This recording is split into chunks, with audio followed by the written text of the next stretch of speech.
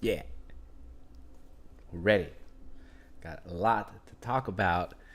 It's Joe, Rave Tour Guide. Welcome to today's live stream. I'm here today to just reflect. I need some space to kind of speak my mind, speak my truths, and I haven't had that opportunity to do so.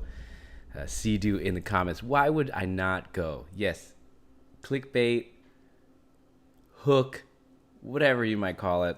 I'm actually still completely undecided whether or not we're going to go EDC 2025. But truly, we have so many reasons to go to EDC Las Vegas in 2025. And honestly, I'm talking to some of my friends, some people in our group, and, you know, there's a lot of reasons for us to go in 2025. And there's also some reasons for us to explore some other things, travel opportunities, places, what have you. But we'll dive into that later today. So, welcome and thank you guys for being here. If you're watching this later, thank you. I also want to say a big thank you to the support out there for my recent Ultimate Megavlog from EDC 2024. Really good feedback from the video, and I'm glad that I was able to put out all 3 days in one video this year, because last year, instead of trickling them out into separate, I just feel like putting it all in one would be much better. So I hope that you guys enjoyed that, and thank you. Also, big thank you for supporting the channel, to the subscribers. We hit 2,000 today, and that's a big milestone. I hit 1,000, I think, last year. We hit 2,000 this year, and I hope to hit 3,000 hopefully before EDC Las Vegas 2025. So big thank you to all of the supporters. Today I want to dive into some general thoughts, some just off the cuff things that have been on my mind, some feedback, some wins, some opportunities. I want to talk about some of the stage designs and the setups and what went well, and then some opportunities for those stage designs. We'll talk a little bit about the festival grounds and the layout, the experiences at downtown EDC, Salvage City. We'll be doing a quick run through. I'll probably aim for about a 45-minute to an hour video to just kind of cover all these things. We'll talk a little bit about the meetup, the production, fireworks, special effects, pyro, all of those things, some lodging, some other things, and then really looking ahead, like what's next for the channel, what festivals are we going to, what are we going to do in between until the next EDC Las Vegas 2025. So first and foremost, yo, what's up, Justin? Thanks for being here. Yeah. If there's anyone else out there, feel free to say hi in the chats. I'd love to hear from you. Let me know where you're visiting, where you're tuning in from. So overall thoughts on my experience, I will say, like, it does keep getting better and better each year, and I can honestly say this was my best EDC Las Vegas I've ever been to. It's been 11 for me so far, and it really does keep getting better and better. And for me, I think the best part about it is really getting to meet a lot of the subscribers, a lot of the viewers, really getting just stopped in the middle of a set and just as somebody to say hi to me and say thank you. Like, that really meant a lot to me, and that's probably why the festival was my best, because I get to meet a lot of you guys. Even you, Justin. That was so cool to do that. Oh, so let's continue. I do feel like each year they keep adding more and more tickets, people, what have you. Everyone's always like, it feels like it's getting crowded and crowded each year. That's 100% true, and it'll be like that really until, who knows how long. Why wouldn't they keep selling more tickets? They're a publicly traded company. They need to make money. They need to make profit. And that's no surprise that the crowds are big. So I do feel like the crowds were big at some points, especially some of the areas in particular between circuit grounds and base pod. There was a big choke point there. Even with the space, it just felt like there was so many people. And that makes kind of navigating through the crowd a little bit difficult. But overall, I think my overall experience went really well. That's because, I didn't really have any issues getting from stage to stage other than just walking, right? I never got squished into pockets on the way to a certain stage. So that was nice. I also feel like there was a lot of things to do for everybody. And it kind of gets hard because there's so much to do that you can't do everything. And so one of my initial thoughts was, I think that when you go to EDC, you have to accept that you're not going to do 100% of everything in the festival, and that it's better to have an expectation a lot lower, right? Maybe 25 to 50% of what you're going to do, you'll cover. I think compared to last year's and really the years prior, I feel like they're getting marginally better and better each year. But I think the big jumps, I think we're past. I think each year now, from now on, there's just going to be marginal improvements, whether it's stage changes, new activations, new experiences. That's really what we're going to see change over the years. I would say for the festival organization, it went really well, right? Like in my personal experience from, getting to the shuttle stop was easy for us at downtown Fremont. It was about a 10-minute drive to the shuttle stop.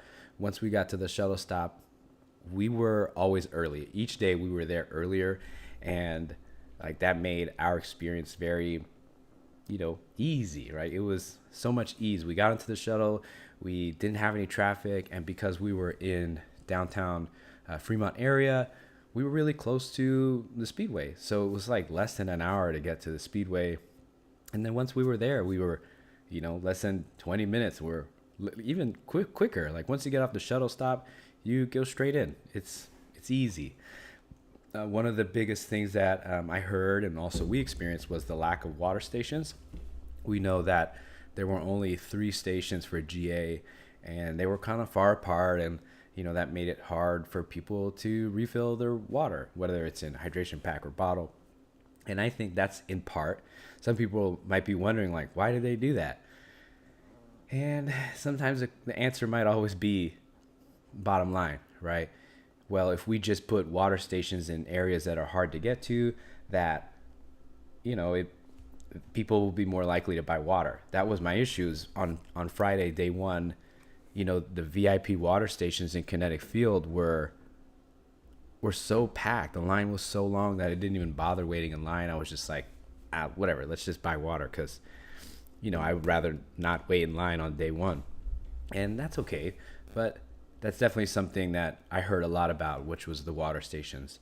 We heard a lot about the restrooms being far apart, especially for people who are down at the south side of the Speedway, near baseball and circuit grounds. They have to walk far to get to the restrooms.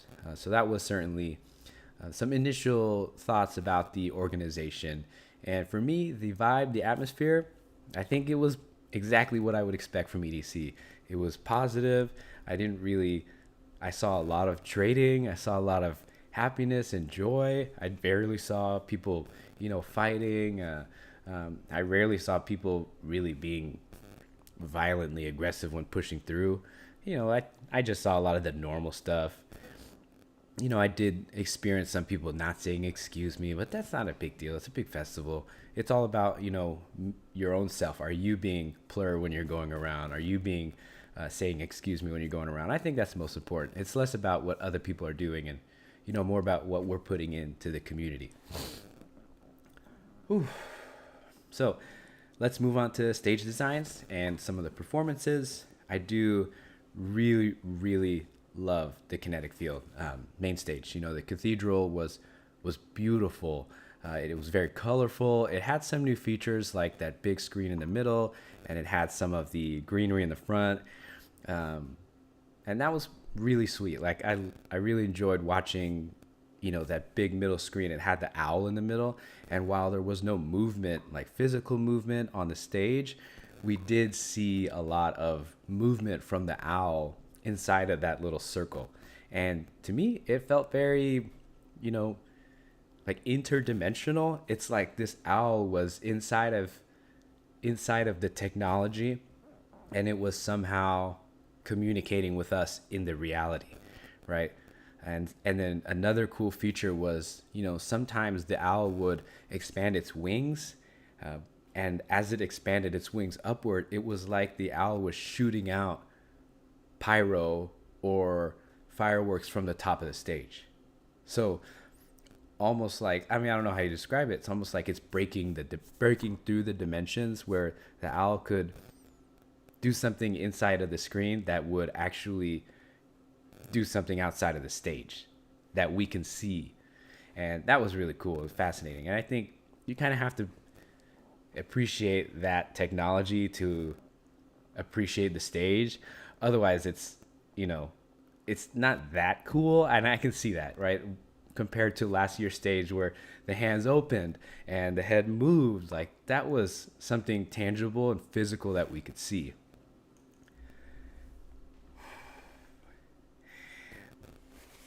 Yeah, I mean, that's so right. So J Chen 88 says, you know, I wonder if that's because they were nervous because of the high winds in previous weeks. And, you know, that could be the case. But I mean, like they say that these stages are in design for a year, for over a year. So I did hear a lot of it. The stage was designed with the wind in mind. They don't want to shut it down. And I totally get that. You know, when they shut it down last year, I'm sure there was a lot of feedback for that, and that takes away from the experience. So I imagine they were being very cognizant of that. And I think they did a good job. They found a way to create a stage that would not have to be shut down due to high winds, especially because I think it was in 2012, you know, they shut down the whole venue because of the high winds. CG says the owl was firing or pointing out they were being fired. Yeah, I enjoyed that. I thought that was cool. It was almost like the owl was coming alive.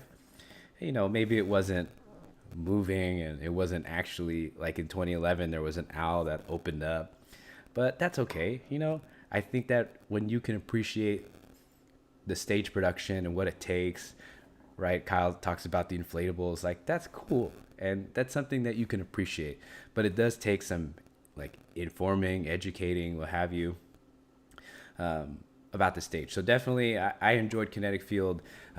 I found myself there quite often. Circuit Grounds seemed, I feel, and I hope this isn't negative, but let me start with the positive then. At Circuit Grounds, I feel like it was a lot wider. It could fit a lot more people, and it did go deep, you know, from the front of the stage to where the Circuit Ground sign was. That was pretty deep, right? And wide. I do feel, though, again, marginal improvements from last year. The screens from last year to this year, like they're about the same. Like they were, you know, even if I bet if they did like a amount of square footage of screens, they would probably see it's pretty similar. So not too much new in Circuit Grounds. And so that was for me kind of, how do you say, like it wasn't very exciting. It was a good stage, but nothing about it was like, holy smokes, like Circuit Grounds looks so dope this year. But that's okay because I think the trade-off was that we had the big screen in the middle that, you know, people could do better visuals, right? We know that Excision did his Shrek visuals. You know, I also really like what they did with the screen during Fred Again, right? They were able to just show Fred Again on the big screen the whole time. And that for me is big because sometimes I want to see what the DJ is doing. I want to see them playing and doing what they do best. And I want to see that passion. And, you know, on that note, I do feel like in regards to the production, I feel like they should show more of the DJ, especially at Kinetic Field. I feel like they weren't showing enough of who was playing up there, what they were doing. But when you watch the live stream, you get to see the DJ more, and honestly, or the artist more. It kind of, you feel more connected to the artists, and you get to see them in their element, right? And I really would have loved to have been able to see them. You know, obviously, I don't want to go like super close anymore, so I'd like to see that more, and that's just my opinion. And that's why I really liked Fred Again's set, because I could see him working up there. I could see him doing his thing. There was, you know, at Cosmic. Okay, so that Circuit Grounds stage was okay, marginally better. Let's talk about Cosmic Meadow real quick, and then we'll get to Bass Pod. Hi, Shannon. What's up? Yes. So Cosmic Meadow, same stage, I think, from the last 2 years, the one that looks like a lotus flower. No real improvements there, but I really, really like that they're having more drone footage. So that way you can go back to the live stream and just see see the stage in a different light, in a different lens. When you're at Cosmic Meadow and you're in it, you're just seeing it from whatever angle you are. But the live stream really gives you insights to like what it really looks like and how grand it is and the different angles, and I love it. I do think, though, again, a stage where they could have showed the DJ more, right? I saw Dabin's live stream where he was like playing his guitar, he was going live. And if I were in the crowd, like, I'd want to see that on the screen. I'd want to see him playing his guitar, being in his element. And I definitely would have loved to see that more. So Cosmic Meadow stage, marginal improvement with really just the live stream, but the stage itself was the same design from last year. We may or may not see that again next year.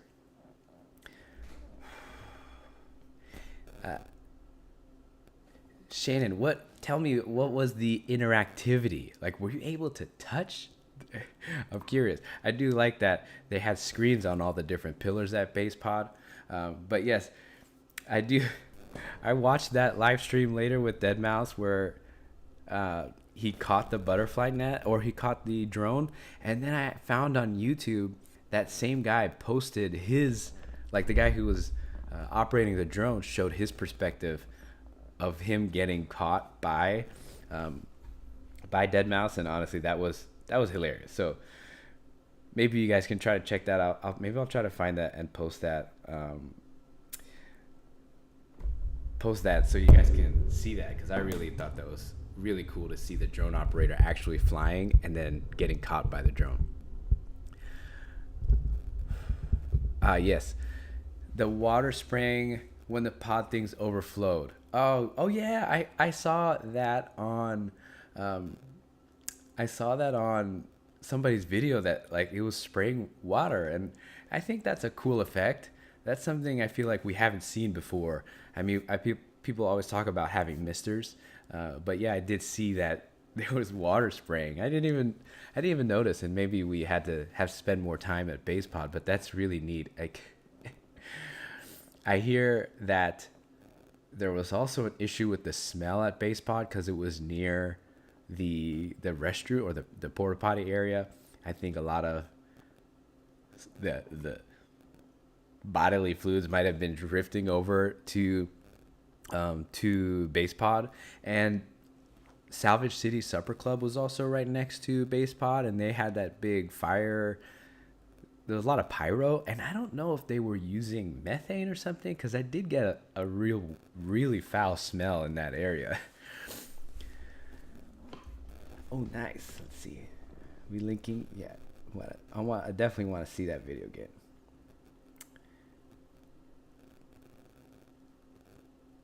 Are you linking the video? We'd love to see it. What's up, Patrick? And hello to everybody. Thanks, guys, for being here. We got 29 people in the live stream. If you haven't yet, take some time to hit that like button. And if you want to join the live chat down below, consider subscribing and connecting with our community here, the Rave Tour Guide. So let's continue. So some other notable stages from my experience. So we covered Kinetic, covered Circuit, we covered Cosmic. Wasteland saw a new stage design. That's really cool. Of course, we had the storage containers return. We had, what almost looked like a pyramid of storage containers as the main stage. That was really neat. I only got to catch one set there. We watched, I think it was Gravedigger, and that was cool. I got to muzz a little bit. That was really sweet. I've been practicing muzzing all year, and to finally go to a hard dance set at Wasteland, that was fun. So I definitely enjoyed that stage, and we'll probably see that stage design return again since it's brand new. We'll probably see it in the next year. Other big stages to cover are, Bionic Jungle definitely looked more like a jungle this time with a lot more greenery at the top. I like that they're actually giving it that jungle feel.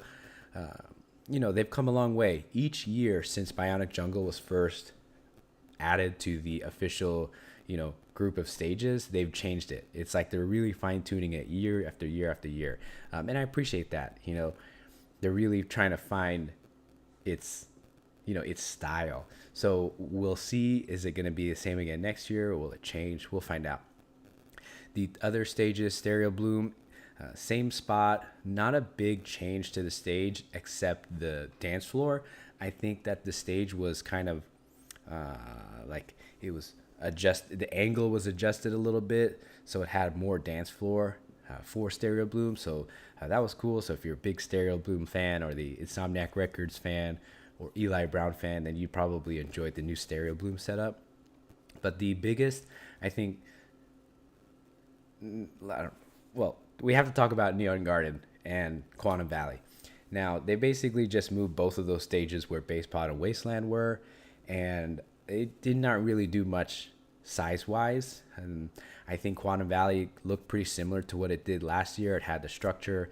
I think the VIP area was just as small and cramped that we couldn't get into like past years. So that's one of my continuous feedback about Quantum Valley VIP, is that like it's always cramped. I think they need a bigger dance floor for VIP area.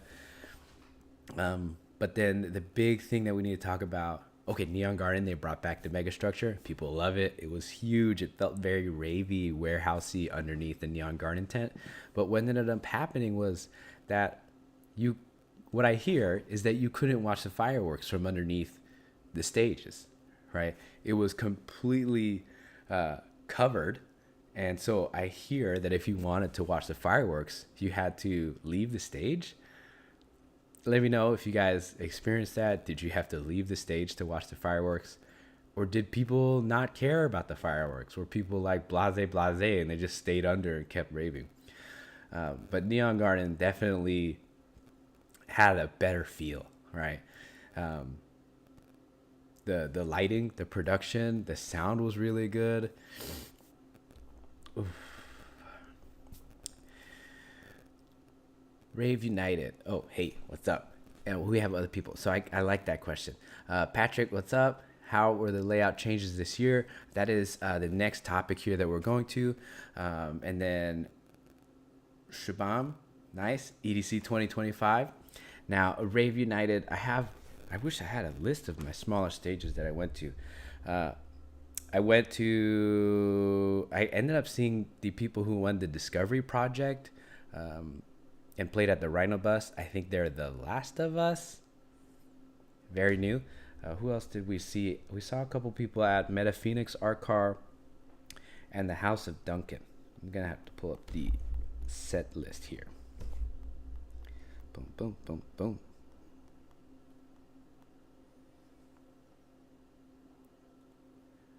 Ooh, we got to see Lucky Lou at EDC.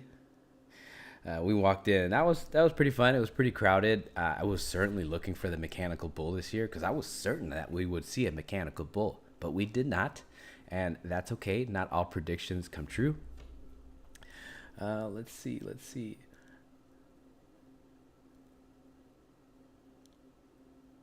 That was day 3, and then day 2. I think it was either day 1, but it was before. We watched someone before Armin Hammer. So Armin Hammer was, I think, a special guest on Monday. So that means before that we were watching an artist named Vulcan. Vulcan. I think I spelled it right. Kind of like a volcano.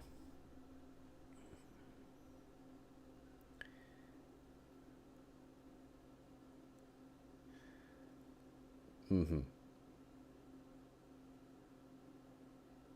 Yeah, that's mostly the smaller stages that I got to see. We had one of our subs in the community, Birdo2K. He told me about Kepik at the Beatbox Art Car. I think that was on Sunday.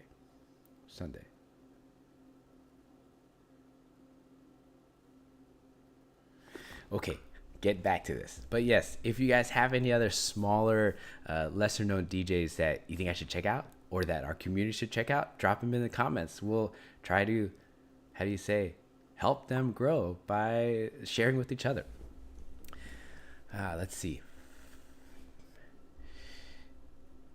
Okay, JChan88 says, but you could go right outside the stage and see the fireworks and hear the music. Okay, so that's kind of what I was kind of worried about. Like, are people going to how would that affect the stage? So glad that you can still see the fireworks and hear the music. That was interesting to see. Right when we walked in, I was like, wait, I thought the mega structure would be uncovered. Okay, so I think that covers the stage designs. Now, I would say my favorite, probably just Kinetic, because I really appreciate, what Insomniac does at the main stage and their stage design. But yes, I know we always see the same people, and that gets really, really like, I swear we were like, we're not going to see Tiesto, we're not going to see Zed. And the next thing you know, we just found ourselves there. My favorite set from the weekend was, for me, Fred Again. That was just perfect for me. Like, I had always wanted to hear that song, We've Lost Dancing, ever since the pandemic. And then to see that intro, if you guys haven't seen the intro to Fred Again, watch it on Circuit Grounds. I nearly I could feel what he was trying to say about what the world needed. And I think the world at this time when Fred Again played was, we just needed to dance. And that's how it felt, like that whole set. I didn't record a single thing from that set. And thank goodness for Mrs. Tour Guide, because she recorded like all of my favorite moments at Fred Again. So that was definitely one of my favorite sets. I'm trying to get to the layout next, but there are a couple things I need to touch on. So one of them was, and maybe you guys can all agree or disagree, who felt that there was an obnoxious amount of sound bleed everywhere you went. Like, the worst I experienced was at the Meta Phoenix Art Car. I really, really tried to enjoy the music at the Meta Phoenix Art Car a couple times, but I couldn't hear anything. I didn't know what I was listening to, and that was a big issue for me. And then also, depending on where you're standing on some of the stages, like I was at, I think we're at Quantum Valley for Prida, and because we couldn't make it into the stage, like I was just hearing Prida's music, but then also the beat and the bass thumping from Neon Garden. So that's one of my issues. Like, there's so much music, so many stages, that it kind of, really does impact the sound quality at some of the stages. And as some people have shared with me some feedback, it's like you can't get away from the music, or whatever. Now, take it or leave it. Is that a bad thing or a good thing? That's up to you to decide. But that's some feedback from me. Like, I couldn't enjoy a set from that one stage at the Meta Phoenix Art Car. All right, man, you guys are coming in with the comments here. Okay, Corbinomics. I love the new location of Neon Garden Quantum Valley because it forced me to see them and spend some time there. Good, I like that. I think, one thing to mention about them moving that stage is I think it improved the flow throughout the festival. That was what I felt, and some of the sentiment shared at some of the meetups and in the comments and messages I've been getting, that the flow certainly improved. Superfly TNT, the only place I experienced heavy traffic was getting to Cosmic Med on Friday night. I heard about that. I was watching some other vlogs that also provided that feedback, especially depending on where you're coming from. Like, if you're coming from Kinetic or you're coming from BasePod, because there's only a few ways to get there, and they're over the stairs. That's it. Let's see. Faith, have fun. If you're in California, go to Beyond SoCal. Absolutely. A lot of the non-center events are really fun and a lot smaller. Just depends on who you talk to. Sheila stopped by to say hi real quick. Yes, thank you for stopping by. To everyone who came by to the meetup, thank you. Like, best part about my weekend. Best part of my schedule. Not the sets, the meetup, meeting you guys. I loved it. Faith, like the Vulcan death grip. Oh, okay. Yeah. Sounds familiar. What is Vulcan? Vulcan death grip. Oh, Star Trek. Chef Boyard Beats. How was this set? Let me know. I think when Chef Boyard Beats was playing, on the day that he was playing, I went on the shuttle, and 6 people dressed with like chef hats came walking through the shuttle, and as they walked by, I just said, "Yes, chef," and they all started saying it. It was like literally one of the funniest things I love. Okay, let's go. Can't wait for next year. EDC Blues. That's okay. There's so many good live sets to watch. Patrick, I'm a DJ.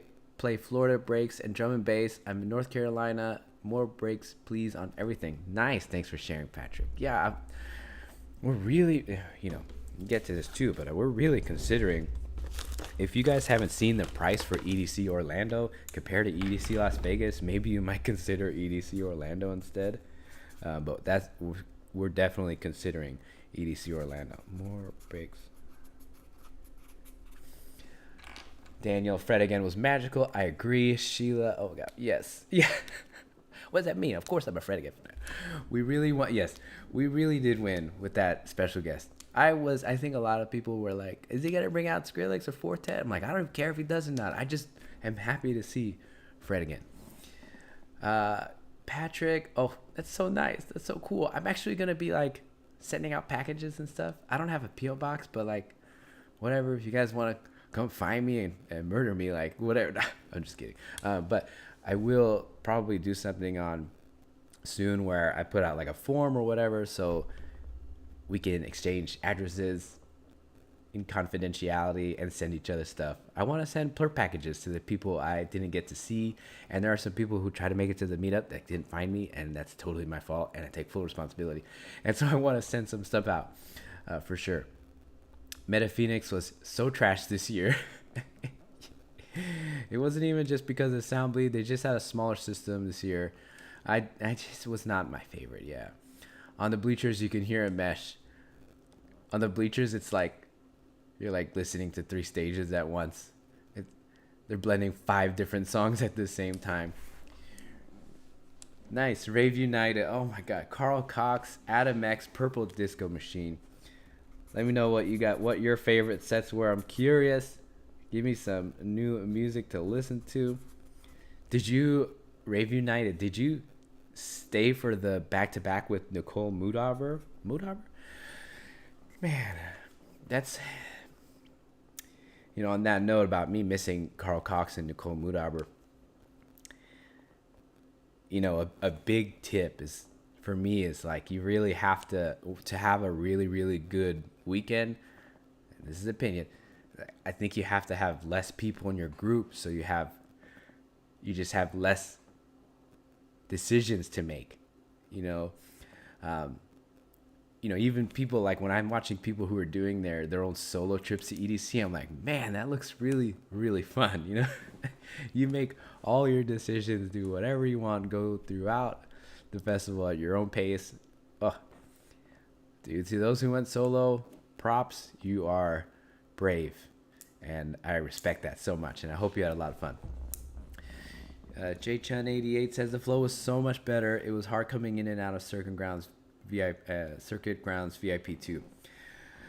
Yes, I did really like the flow. The only time I didn't like the flow was I was trying to go to Base Pod VIP one night, and we were on Rainbow Road. We were just like beelining it straight down Rainbow Road, and there was a huge choke point in between the Circuit Grounds Base Pod area right there at Rainbow Road and Electric Avenue. So what was really nice, the old Pixel Forest tunnel, the light tunnel, became now Nomad's Alley, and we actually used that as a shortcut to get to Base Pod. We were able to completely avoid that big choke point. So pro tip, definitely for next year, is use that Nomad's Alley. Is like nobody was using it, and it was basically a good shortcut. Faith says, I'm a newbie raver, have family members or EDC regulars. What is a good rave scene for Poe to go to? Oh man, I do think a lot of the NOS event center events are really fun to go to. They're good raves. But you can also check out the Crossed events down in San Diego. They're a little bit more mellow, and they don't have so much of the rave culture, but you see a lot of like ravers who are just kind of more laid back. There are still people wearing Kandi, still people shuffling and what have you. But it's just a nice way to experience some good music without a lot of preparation needed. Just book it down to San Diego, drop in, and the festival ends at like 11, go home. I definitely would recommend Crossed events to people in SoCal. Superfly TNT Rock and Rolla says DNB at the CDC was great. Coven, and Subfocus threw down. Oh, I missed Subfocus. I did a thing where I scheduled a meetup right during Subfocus's set, but My Mrs. Tour Guide and I were definitely happy to watch Warship on day 2. So it's like we got to see everybody all in one set. Sub Focus, Culture Shock, 1991, and Dimension. But we did end up seeing Dimension later at Base Pod, I think, on day 3.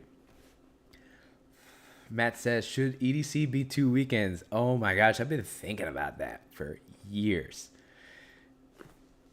My opinion, hell to the yes, it should be 2 weekends. Can you imagine camping 2 weekends in a row, or just staying in Vegas for 2 freaking weekends and just going ham? Like, why not? And maybe just maybe, that it's not completely an impossible idea. It possibly is being considered. Again, Insomniac is secondary, well, like, I guess, minor stake, right? Because they still own 51%. But I believe 49% of it belongs to Live Nation. And Live Nation is a publicly traded company, and they want to, fulfill their obligation to bring return to shareholders. So once it probably gets to that level where they're like, what do you mean you're not doing weekend 2? We'll probably see that. So stay tuned. Who knows? Maybe next year, maybe the year after. Superfly TNT Rock and Roll says Sunday night was the best for me. Sophie Tucker, Diplo, and Deadmau5 all at Cosmic Meadow. Hope you had fun. You also had the fireworks in that mix. So I'm happy you had a good time. We brought some of our friends to the fireworks, and we checked out Deadmau5. And then we ended up bopping over to Kinetic for Cascade, and then Fisher, and then a little bit of John Summit, Green Velvet. I soloed and had a motherfucking adventure. Amazing time. Already got my GA Plus for 2025. I'm happy for you. I love Mrs. Tour Guide. I do. But I told her one day I would absolutely love to do EDC solo. Not like leave her behind, but like if there's ever a time where she's got other obligations and she can't go, I would totally drop in. oh my God, she's here. I hope she didn't hear that. Oh, okay. Mimi says hello. Kim Lekong says my favorite sets are Excision, Crank That, and Slander. Yeah, I heard Excision got to drop some Shrek visuals on the new stages. Mimi says will call for shuttle tickets was a nightmare. Was the will call at the shuttle stop? Can you confirm that for me? And yes, hi, Mrs. Tour Guide. She knows this. I've already discussed this with her. I already know, though, that it's probably never going to be a possibility because we'll always go together. But it's a thought. Every time like I have to go to go to the restroom or go get water, and I leave Mrs. Tour Guide behind, I'm like, oh my goodness, what if I just get lost? I'm just kidding. Okay, Superfly, Dream State at the Queen Mary in November is the best for new ravers. Best vibes, not too big of a festival. Heck yeah. Man, I swear, every year we try to go to Dream State, it's always around Mrs. Tour Guide and I's official anniversary. We have to make it. We can wear all white. I'd love to go. Really, we've been meaning to go out to the new waterfront, the Queen Mary area. Patrick, all the drum and bass. I was so sad we missed our anniversary weekend. Why not a full week event? Yeah, why not? Jay Chun, I think, yes, and hi, Mrs. Tour Guide. I think there's a race the week before EDC. They might have to go the week before. That makes sense. If EDC went for 2 weekends, would ticket prices double? Well, I hope not. Jeez, why do we have to pay so that they can have second weekend? Superfly Live Nation will hopefully be broken up. Yes, because of antitrust violations. Yeah, I mean, we got to stick it to those guys, right? Ticketmaster, Live Nation. It's not just EDM festivals, Mimi says she talked about her shuttle nightmare. It was at the shuttle stop. We tried twice to get it early. Couldn't get a straight reply. They only had Rio for opening at will call. Oh my gosh, that is just... I'm so sorry. That's unfortunate. Okay, let's continue. So we finished up stage designs. Let's jump into the festival grounds and the layout.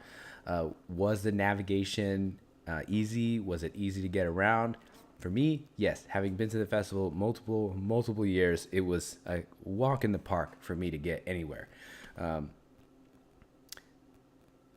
Pasquale tried to say like, oh, if you've been going here, you're not gonna know where you're going. I'm like, no, I knew exactly where I was going. A lot of the stuff, 70% of everything was like in the same place, right? Even if you, oh sure, downtown EDC moved, but everything else stayed in the same place. Merch tents, restrooms were mostly in the same place. All of it was pretty easy to navigate for me personally. Accessibility and crowd management. We did have, some choke points. Of course, between Basepod Circuit Grounds, choke points going to Cosmic Meadow. I also observed that the new road that was running parallel to Rainbow Road, or the Power Path, was pretty crowded at times, where it no longer became a path that you could walk down, right?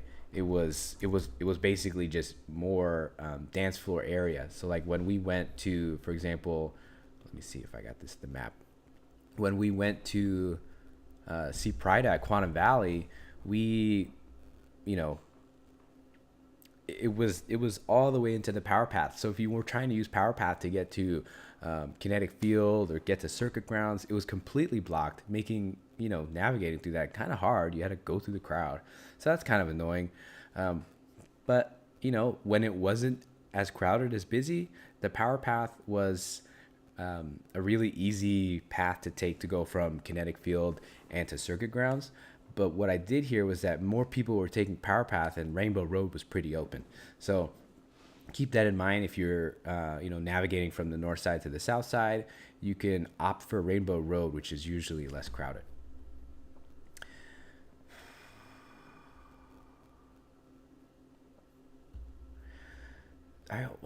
Did they? Yeah, you're right. They did have 3 merch tents.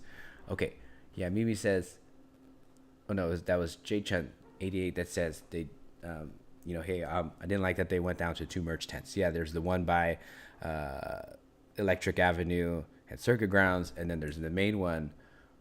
Where did they move? Did they move the main one? Shit, I don't even know where the other merch tent was. I knew the Verizon went down the south. I don't know where the other one was. I think we opted for merch, but when we got it, I think we jumped into like a really short line. And I was like, we're gonna capitalize it, and that's when Mrs. Tour Guide bought me this super awesome jersey. I love it. Grateful Bass Head. I love that. This year's setup was fire. I'm glad you enjoyed it. I do like some of the new roads, like the Power Path and Nomad's Alley. Let's see if I can.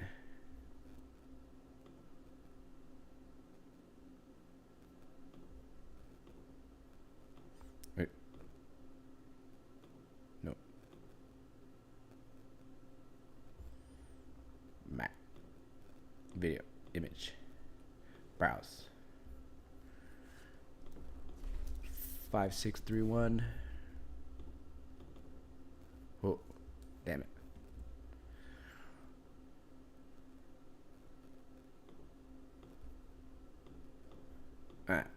I get it. No, I'm fuck it. Anyways, but yes. So back to the festival grounds and layout. Notable installations and art pieces. I do like where they moved Pixel Forest over by Circuit Grounds. I like that new big, what was it called? The Lucid Portal. I think they've brought that at other festivals, but it's the first time they brought it to EDC. That thing was magnificent seeing. It was almost like a part of it was like blending into the sky. I was tripping. I was like, is it a portal? But I really enjoyed that. I think the other art installations down at Nomad's Land were pretty cool. We went to a place where like you can hold these spirits almost. They were like effigies, and you could repeat back these affirmations, and that was kind of neat and fun. And then you had the Bamboo DNA, which was kind of similar. I think we might see a new style of bamboo area in the coming next year. So definitely staying tuned for that.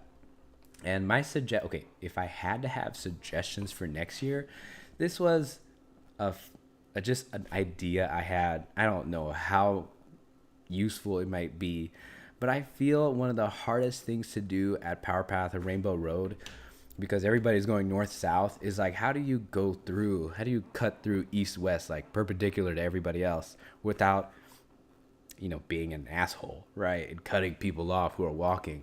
I feel like they should put a bridge, like a pedestrian bridge that goes over some of these roads to allow people to go over and under.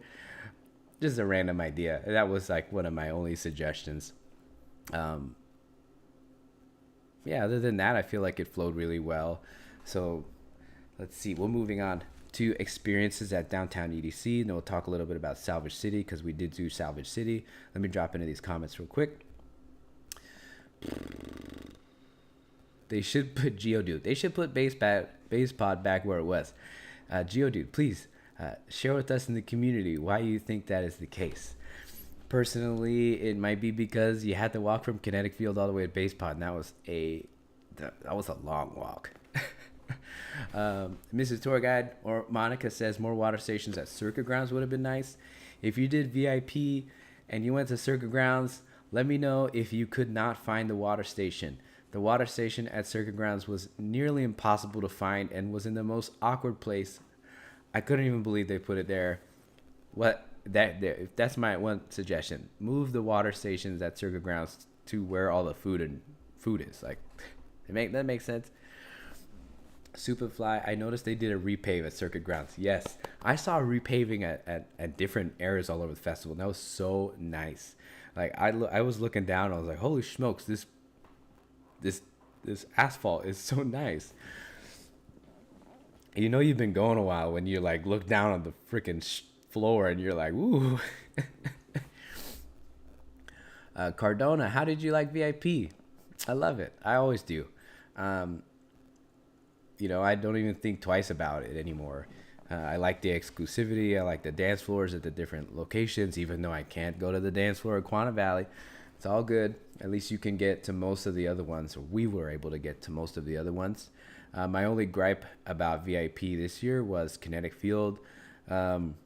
I think that the non-dance floor area where all the food is and all the activities, like the water maze, was really cramped.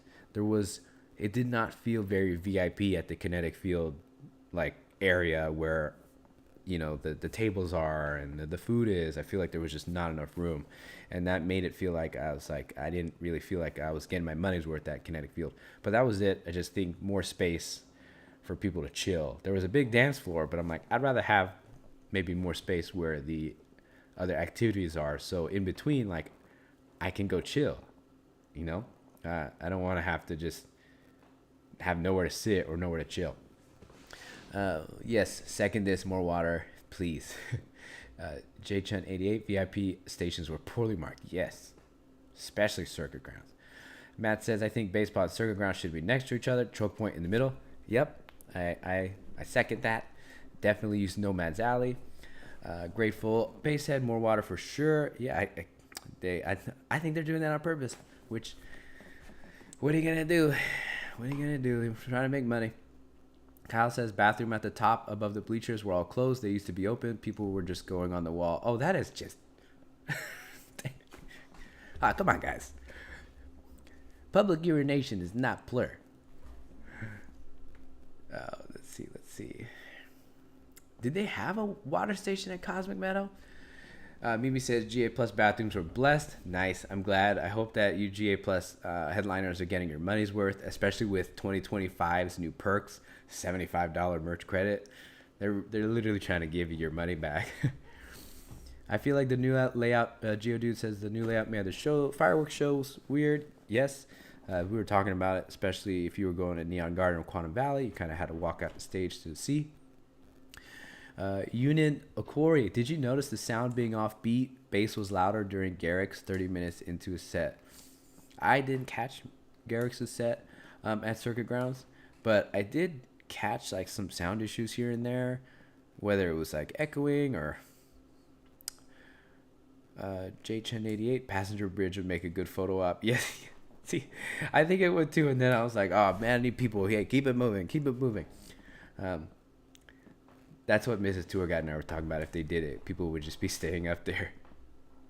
I found it on day one and had to keep looking for that damn blue light. See? See? JChun88 knows about the blue light, Mrs. Tour Guide.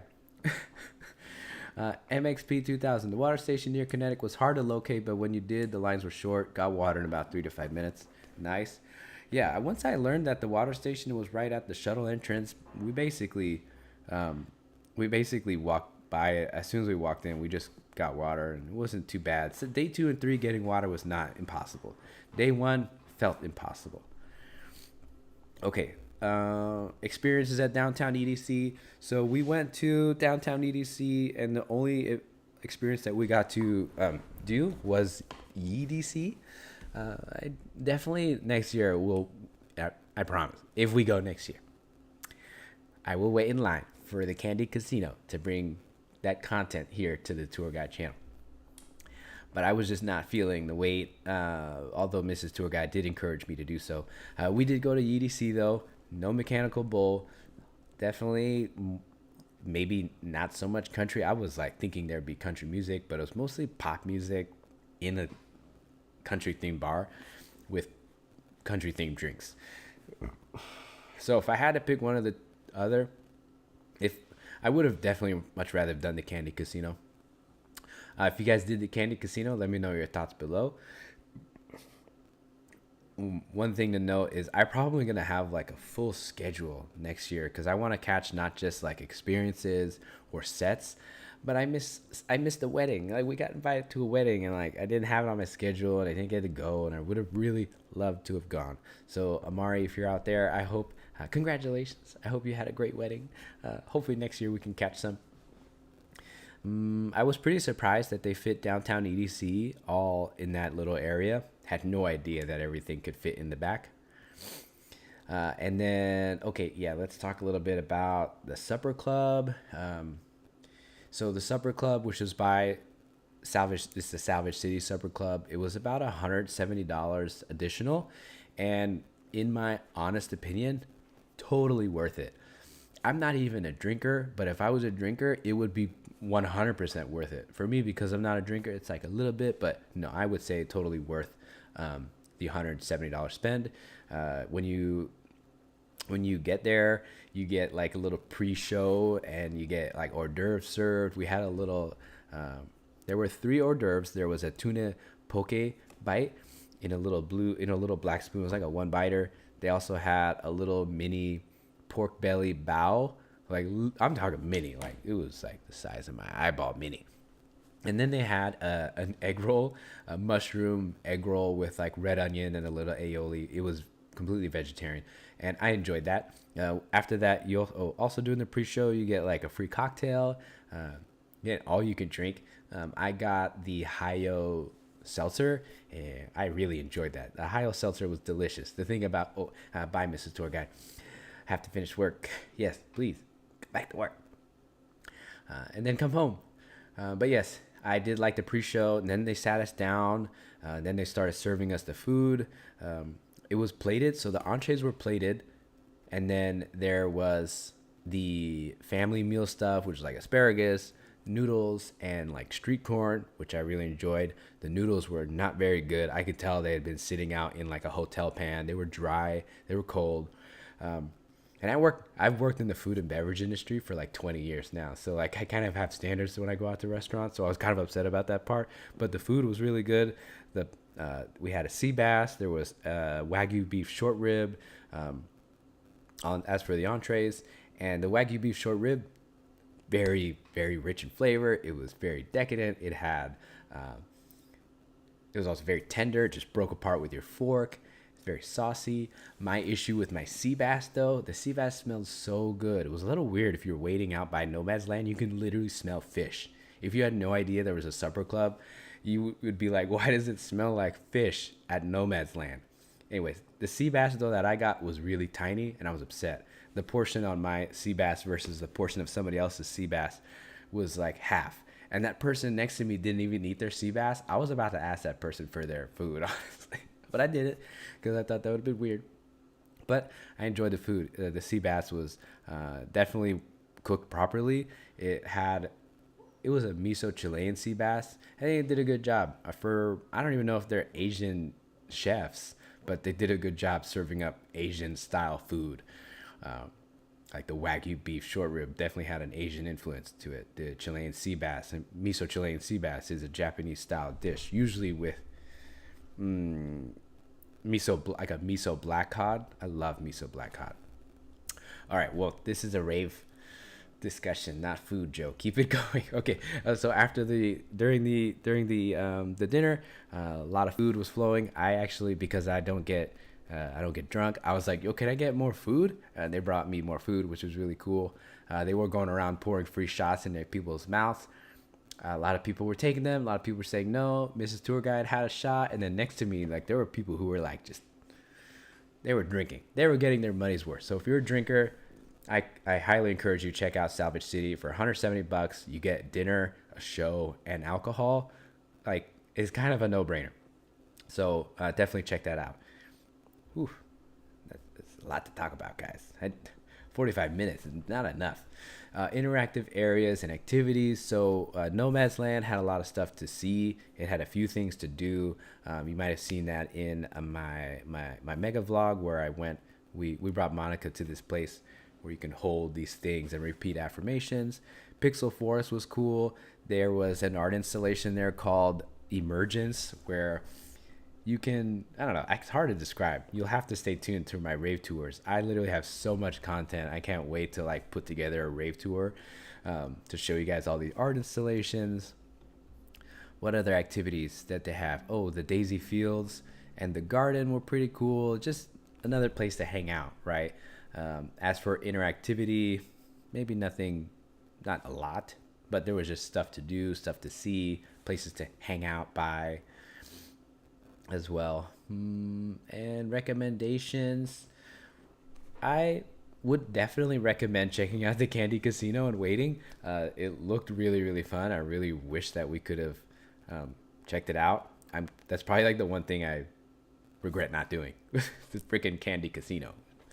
Anyways, I also regret not doing the VIP rides. I did see them and there was like no line at the rides for the VIP line. So if you have VIP, take advantage of it on your way to another set. Just hop on a ride.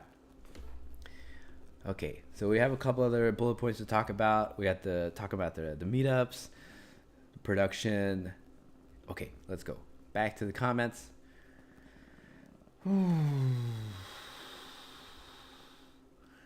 Where was the water at Circuit Grounds?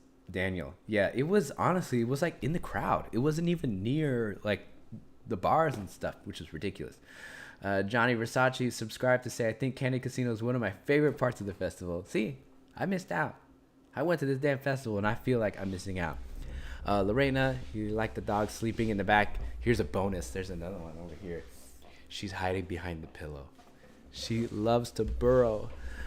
Johnny, Blackjack Table went so hard. All the workers there were super high energy and the candy was beautiful. I mean, you're just making it worse. Now I definitely am feeling like I missed out. Cardona says the water station was in the middle of the crowd. There was a blue light in the sky that showed where it was. It was super easy to miss. Yeah, because, you're not really looking for water in the middle of the crowd. Johnny says roulette was super fun, but super easy to lose your candy. I came out candy rich, went into the festival with 5 of my own that I made the night and left with about 20. Wow, that's so cool. It's like Candy's chips, so you get to win candy. Just making it worse. Once you knew you were looking for it, the lines were really short, if any. Yeah, once we found it, we just walked right up to the water station at Circuit Grounds. Who else just got a notification from EDC or a text message? Enough with the text messages. I'm undecided. They're really it's like they're trying to get me. What's new? I would love to see Disco House. Oh my gosh. Disco House. Guy crushing it with the comments here. I would love to see a disco/house funk stage. I didn't get to check out Bionic Jungle. I feel like they might have had that stuff there. I don't know. I know they were talking about like Euro something at Bionic Jungle. JChen88, by the way, have I tapped the soul stone on the candy? Yes, I posted on it. I added my profile to it. I added a picture to it. Hopefully that means you can check it out. Check it out. I think I should trade it. I want to see it go. I want to see it keep going. Keep the party. Keep the soul stone passing along. I'm definitely going to buy some of those. Those are cool. Johnny says favorite candy was one that said candy flipping. Yes. My friend got a really cool pair of candy sunglasses. And almost got a Stitch from Lilo and Stitch. Oh, that's so neat. And all that at the candy casino. 15 minutes. Man. Oh, so Joe, I hear you decided to go to EDC 2025. Why? The candy fucking casino. Lorena, we did not do Camp EDC. We may or may not, at least one time in the future. The chefs are probably Geodude, I gotta give props to all the EDC food vendors. I do. Guys, can you imagine what it takes? I hear that like you have to bring like a refrigerated food truck. You have to bring all your equipment. We're talking, refrigerators, fryers, flat tops, grills, gas, propane. You gotta be there from who knows what time. Imagine what time do you think food vendors have to be there, and until when? That sounds fun, but I'm just like, that sounds like an ordeal. But if I could work EDC, I'd love to work in food and beverage for sure. Let's see. I love hearing about the dinner. We were super curious about it. I'll do a full video on it. I got a lot of content from it, and especially the performances, but definitely of the food. I mean, that's what you're really checking out. Like, I definitely brought it to you. Like, you'll see what I mean by my small serving. So much to see. You're so right, Mimi. Like, there's just so much to see, and I've accepted that I probably won't only be able to see 50%. Lorena, free iced coffee sample at the House of Dunkin'. Loved it. Honestly, I would have bought a full latte if I could have. Yeah, like, honestly, I probably would have bought like a bottle of coffee if I could have. Which coffees did you get? Let me know.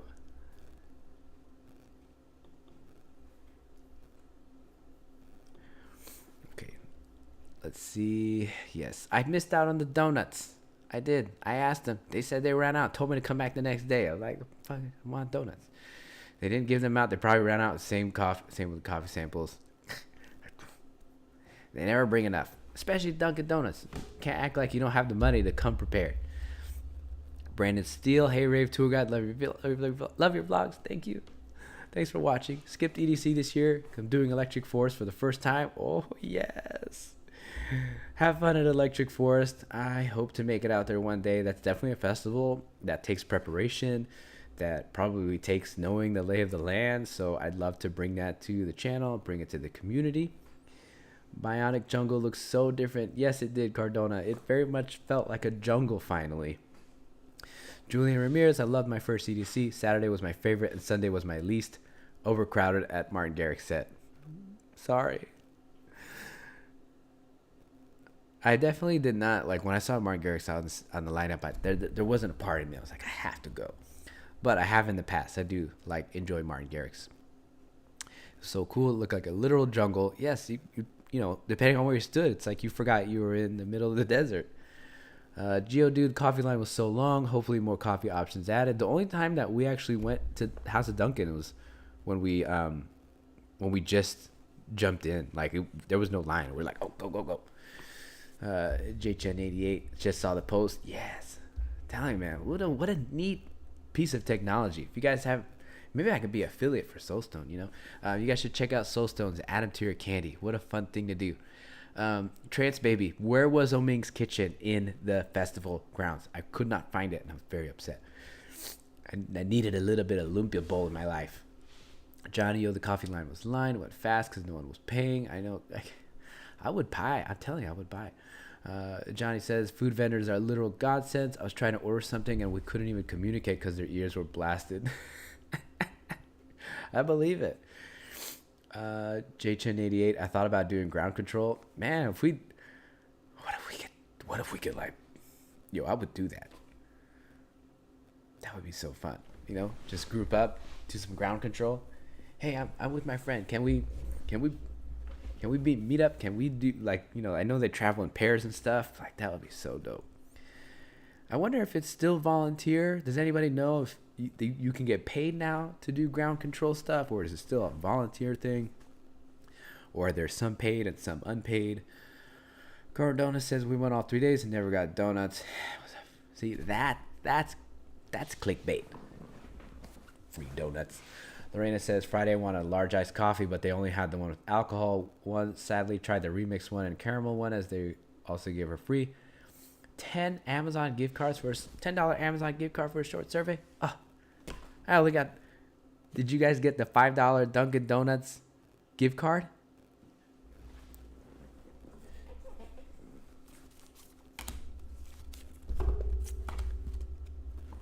Bam. Ready to use this. I am. Okay, continue. Coffee was clutch. We always walked away with a cup. Man, I'm telling you, I missed the coffee.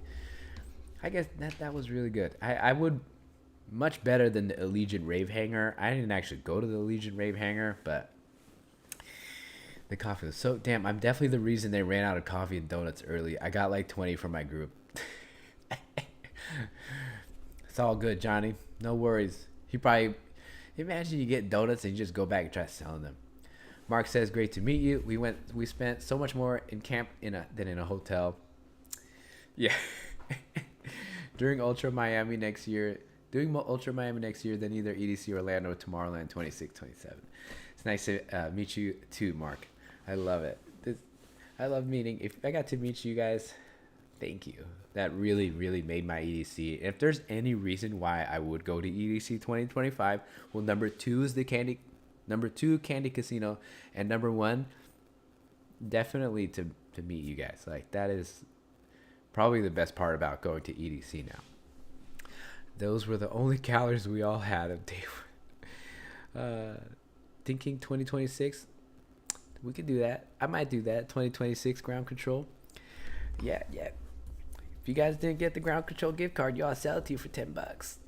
No, I'm just kidding. This is like a souvenir for me. This is just so neat. I don't. It's only $5, and I'm so excited. I already got. Johnny says future out for next year. Nice. No Dunkin'. What the? Hey, I got something for you to miss out on now. Okay. 37 people in the chat. Thank you guys, or in the room. Thank you all for being here. Don't forget to hit that like button. It'll send this out to all other headliners and ravers. And if you're not in the chat, subscribe, and then you can jump in. I want to hear, maybe just do a quick roll call. Who already has 2025? Who already put down their deposit? Okay. All right, so I want to touch on the Rave Tour Guide meetup. We had 3. I had one on day 1 at opening ceremony. I got to meet some of my really, really big supporters. Birdo 2K. I got to see Kiesling was there. I got to see Wolf Walker, and I got their interviews. Guys, I can't wait to share what they said about why EDC was so special, and I'm just so excited to share that with you guys in the coming videos. I had a meetup on day 1, also at 9 o'clock-ish at the Ghost Activation. I got to meet JChun88. I got to meet there's actually a couple other Justins in the community. I got to meet so many. I got names. Let me just do quick shout outs.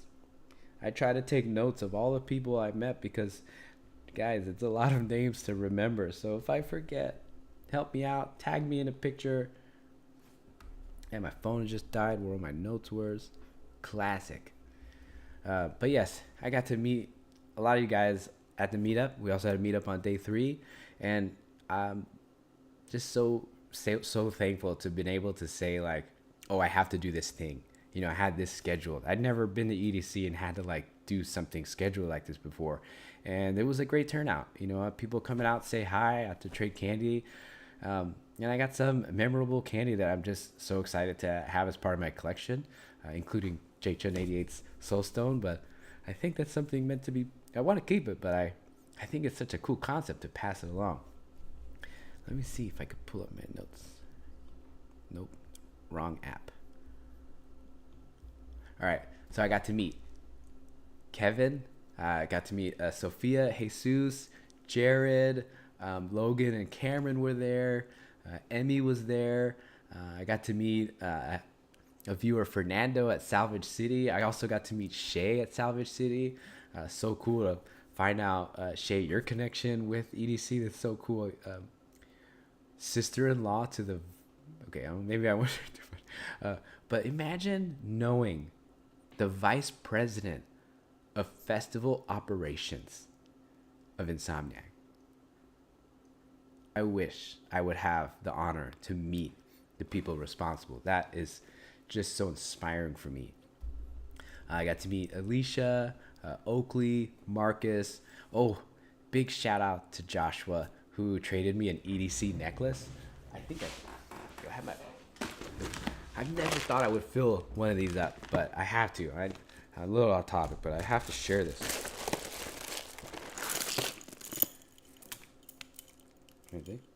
So, Joshua Cooper gave this to me. This is so nice. I started the weekend off with this trade. And it brought me so much joy. It like looks like this.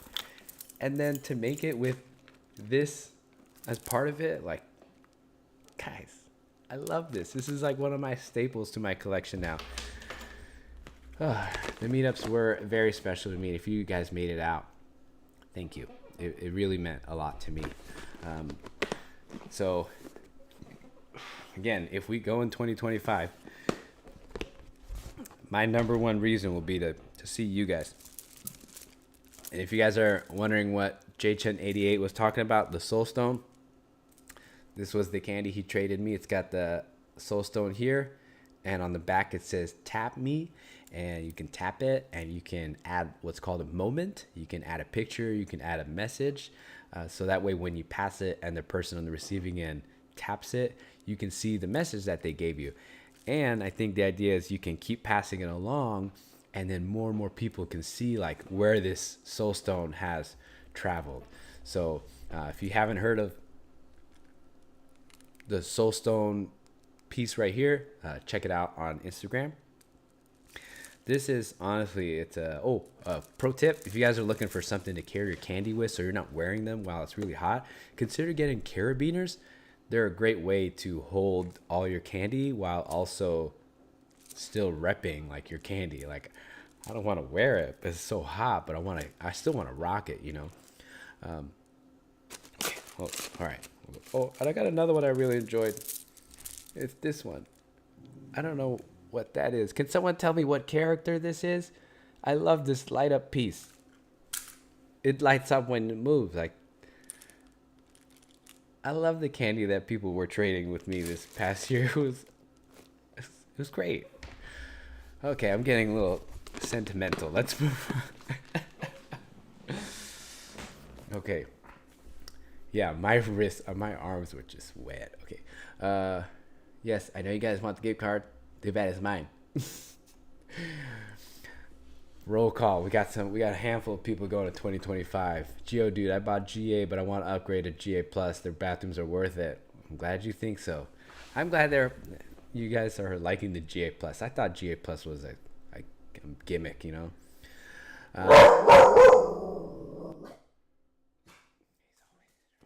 Hey, keep it down over there, buddy. Hey.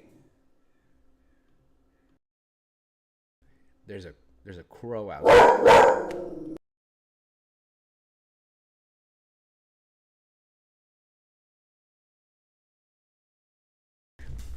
Damn birds.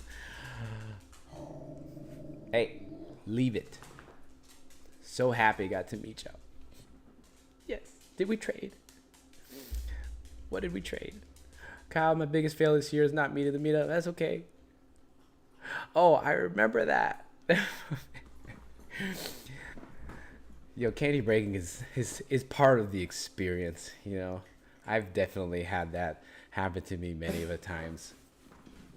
I didn't trade that much this year. Maybe I shy to trade.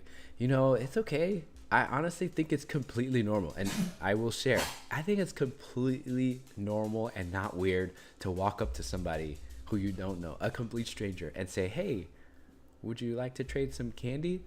You know, I think that's completely normal. I think it's more meaningful though, even more meaningful. Not saying it's not meaningful to just walk up, but like if you are connecting and dancing near somebody or talk with somebody, and you trade them candy, that's meaningful to your interaction. And that's why I like to create candy that say meaningful, special things like courage, connection, challenge, creativity, all these things, because I do want to pass that along to you guys. So keep that in mind. Yes. My wristbands were definitely sweating.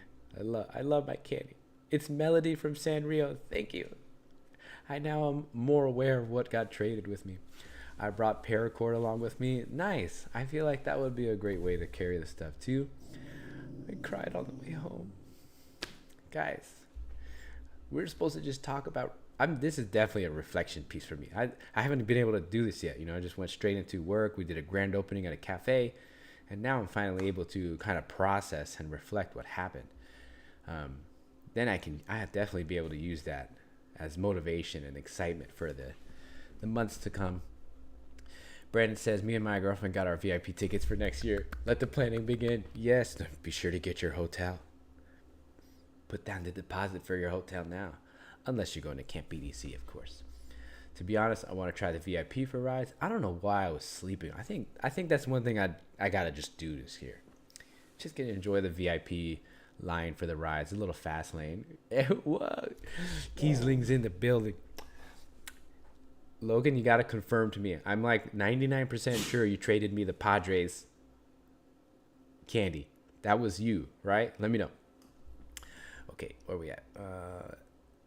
Am I going to EDC 2025? We don't know yet. But this meetup or this live stream is certainly moving me towards yes. Mostly because of this community. That's it. Number one reason. It's not because I want to go see music. I want to go rave and party all night long. It's mostly to connect with you guys and to see you excited about going to your first EDC, your second, your third. I had so many headliners just pop up to me and say, hey, I'm here for my first time. And it's your videos that help. And that really, just so grateful for. Let me take care of this dog.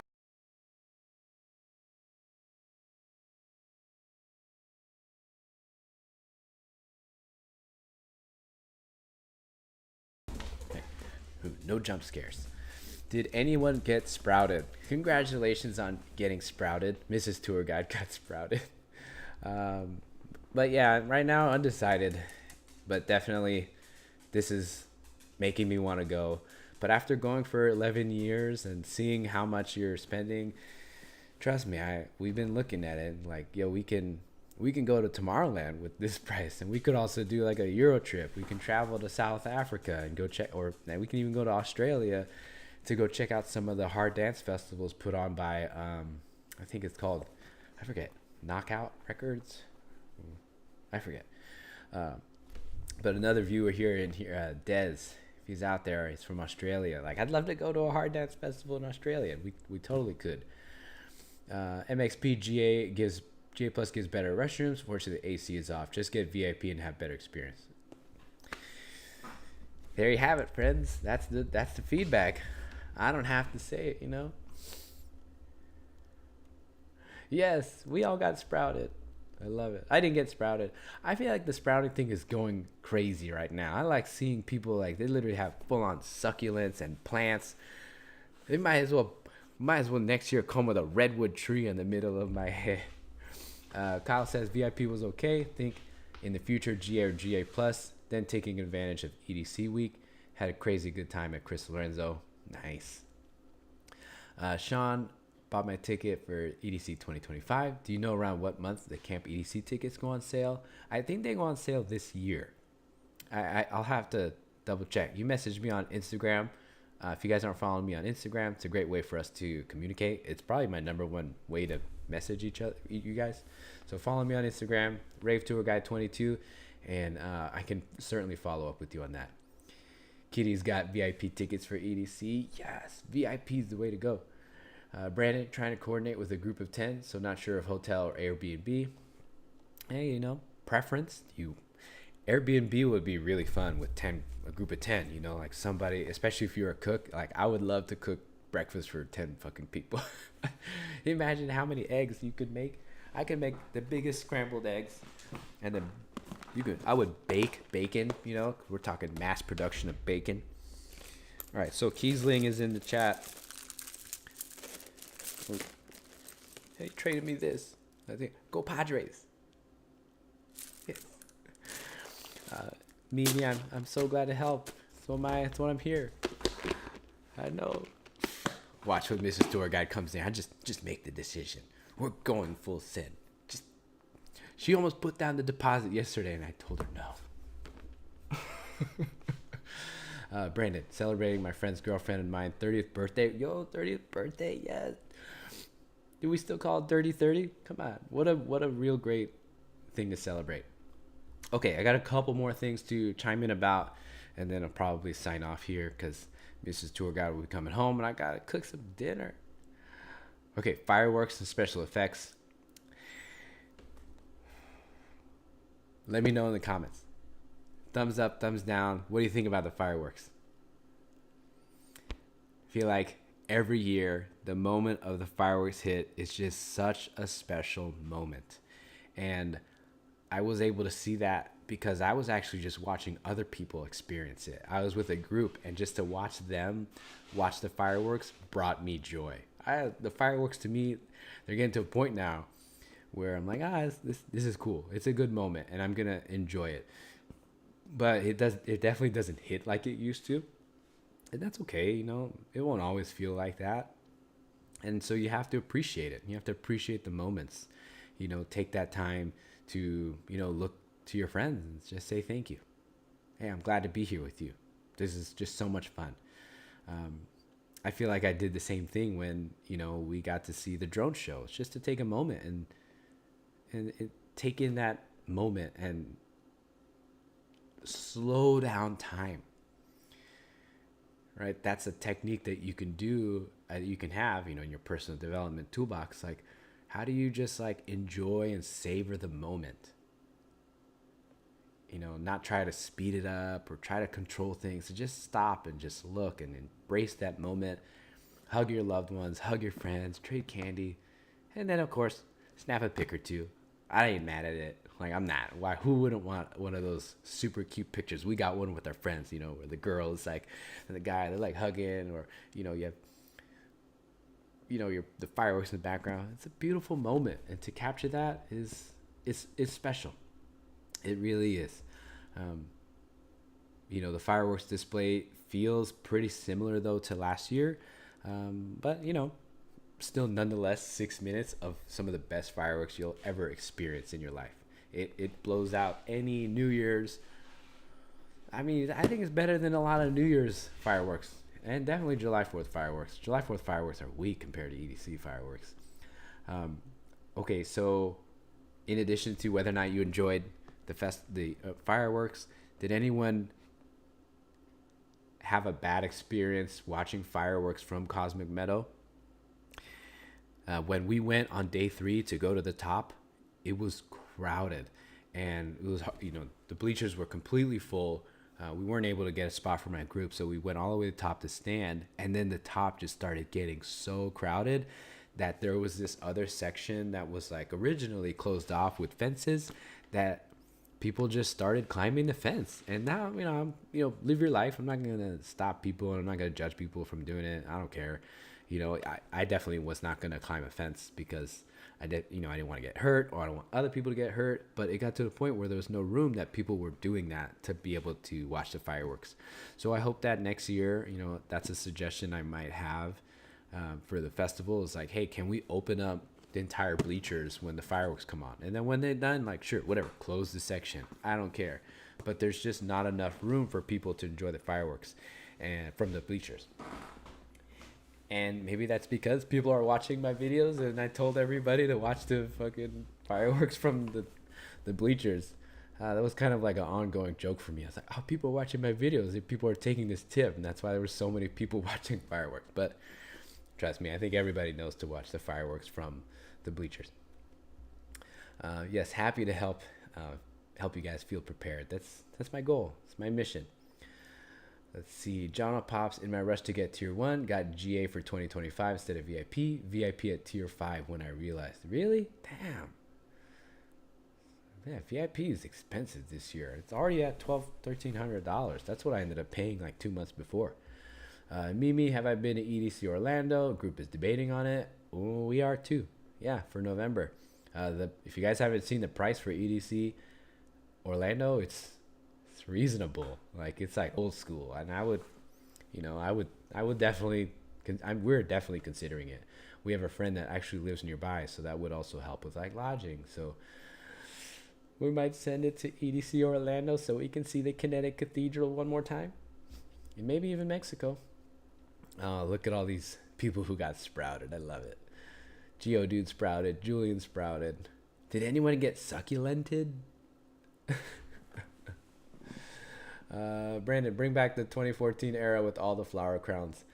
It was in 2023 last year, and day one there was this like unofficial, hey, we're gonna do throwbacks. So a lot of our anyone who was wearing like a Daisy bra or the Fluffies were throwing it back.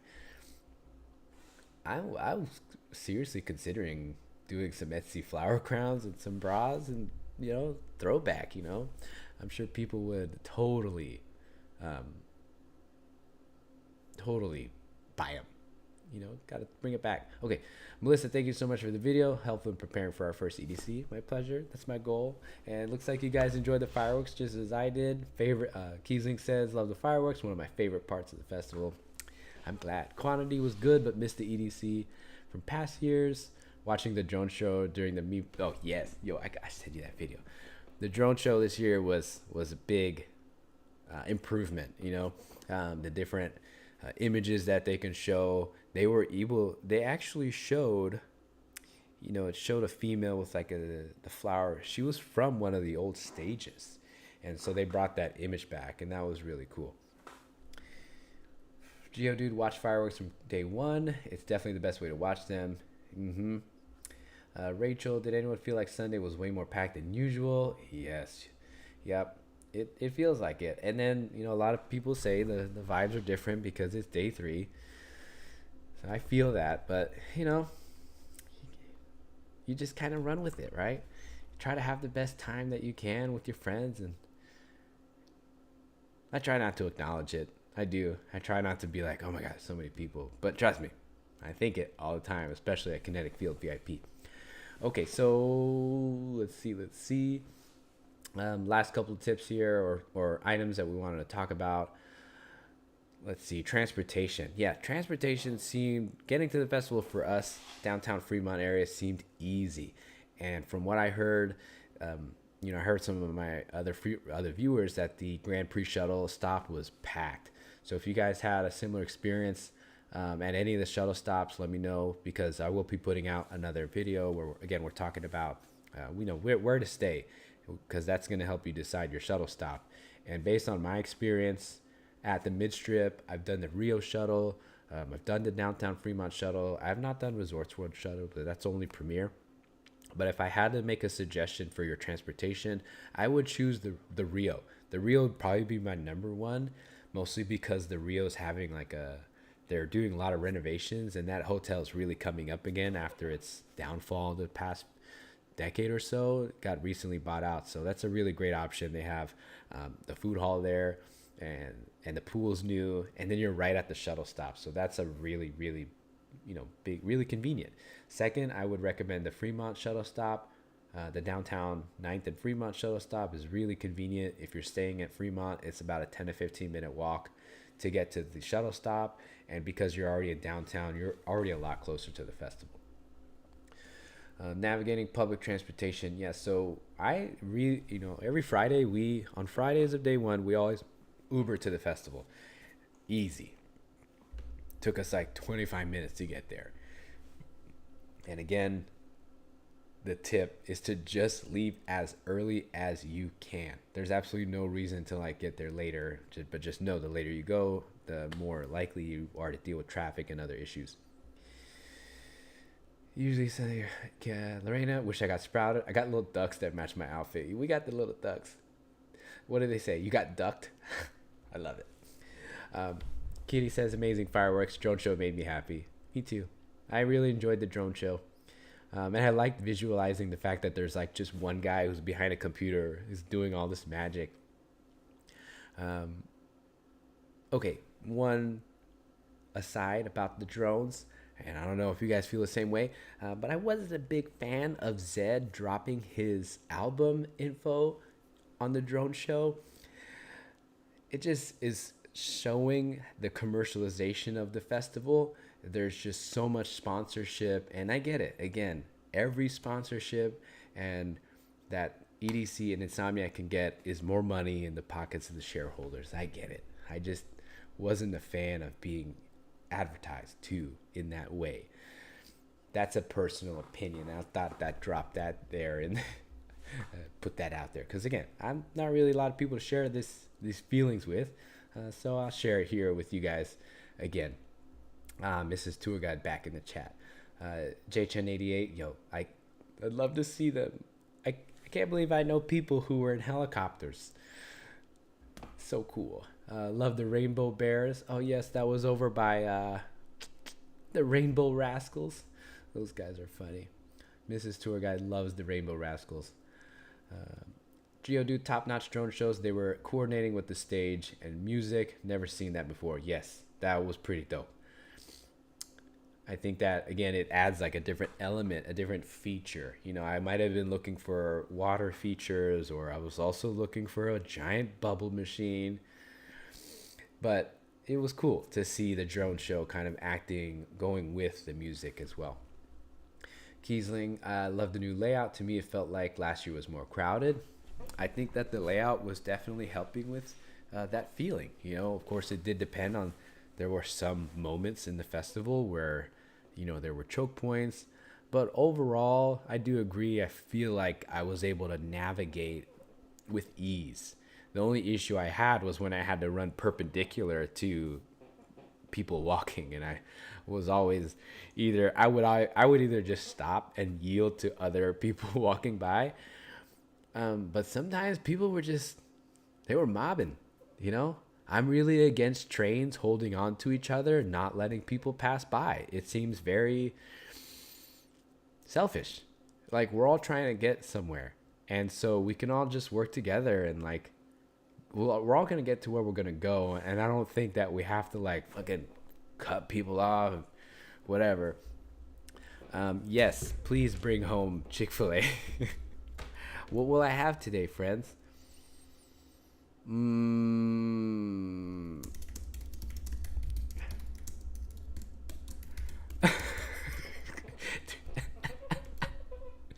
right, now you guys are gonna you're gonna know me very intimately, because now you're gonna know my Chick-fil-A order.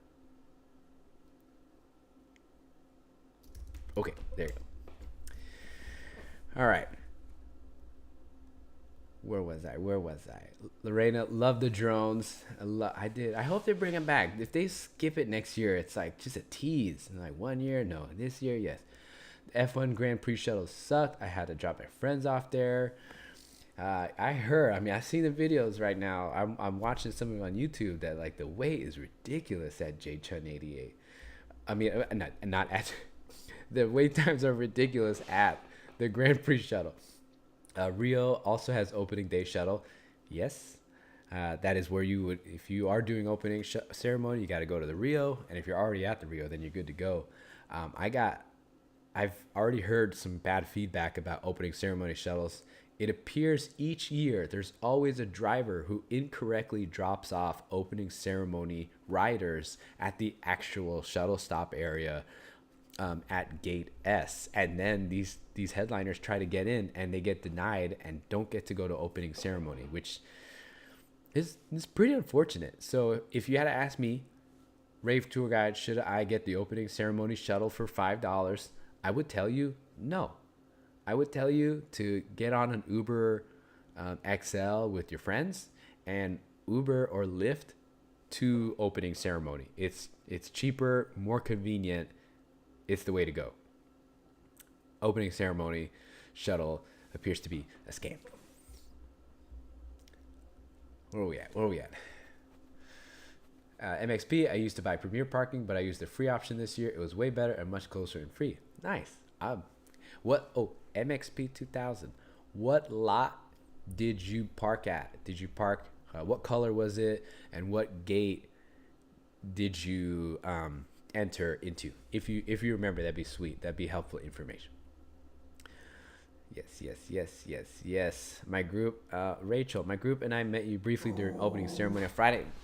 Rocco, you better leave those damn birds alone. Rachel, were you with the group at the Bamboo DNA? I was walking by Bamboo DNA, and this was a memorable moment. I was just walking by, and it was the loudest somebody had called out Rave tour guide. It was kind of fun. You know, some one of the viewers just yells it out. Hey, it's the Rave tour guide. It was so cool. Were you with that group, Rachel? Where are we at? Lorena says, oh, that reminds me, a lady was being so rude at the water stations. Like, I stopped to let her go, and she said, are you gonna go or are you just gonna stand there? Yeah, why you gotta say shit like that? I would, God. That's not plur. Oh my goodness. Oh, okay. Hell yeah, I try to the things I want to do sometimes at a festival, and then I'm like, Joe, that's not plur.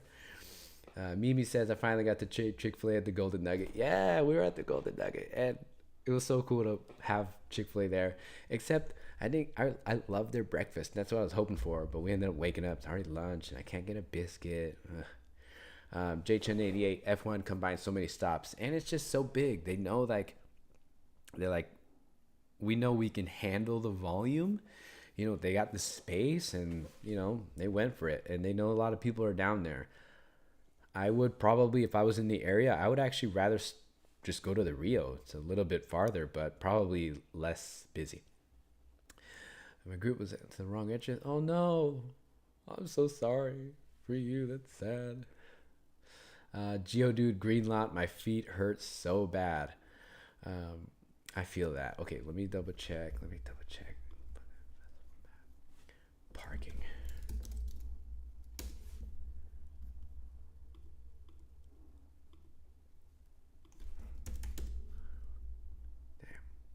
Okay, Green Lot. I'll take note of that. I'll have to like look back at all that stuff. See where the Green Lot. Oh, wait, let me double check. Green Lot. I think that's the first lot. That might be gate 1 or gate 1 or 2.